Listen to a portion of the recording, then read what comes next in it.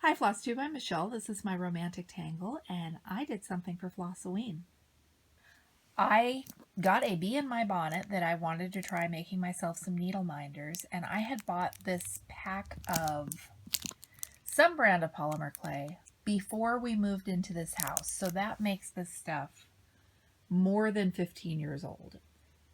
And I Googled, and they say that you shouldn't keep it longer than a year, but if it's stored properly, it will last indefinitely. This was in my sewing room for a long time. It has not been stored properly, but I needed it, and it seems to have worked. So I made myself some Tombstone needle minders.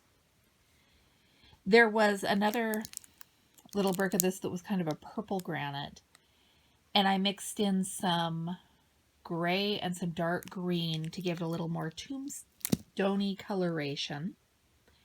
And then I spent about an hour watching YouTube videos about the symbolism of old headstones.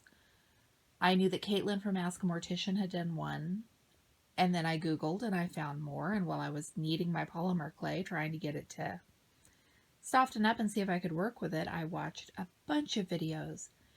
Not because I had to, but because it was entertaining. And I made myself a winged death head. And I decided that this one was a little too thick and bulky, so I made myself a more delicate winged death head. I used an embroidery needle as my tool to do the engraving. I don't have a future as a gravestone carver. And I did a willow with an urn. I did 2 different willows and urns, and I had fun. I don't think I'm actually going to bake these quite yet because I think I'm going to probably within the next few days, time permitting, pull out the polymer clay and maybe try something else. My daughter left a lot of it behind after she moved out, and there is an ant on my headstone. I don't know where he came from. I didn't know ants liked polymer clay. If you watch the FlossTube update that I posted earlier this week, you'll know what is going on as we wait to see what is up with the wildfire and if it's going to keep moving and if I need to stay halfway moved out of my house. As of the time that I am recording this, which is Tuesday evening, there's been no change. If something does happen, I will post it somewhere. I decided to sit down tonight and make something because what else is there to do besides sit and worry or have some fun making little polymer clay needle minders?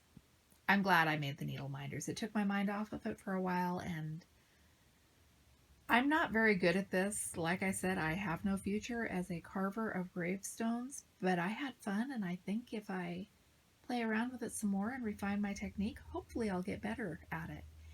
Thank you so much for watching. I'm Michelle. This is my romantic tangle, and I'll be back with you again when I can.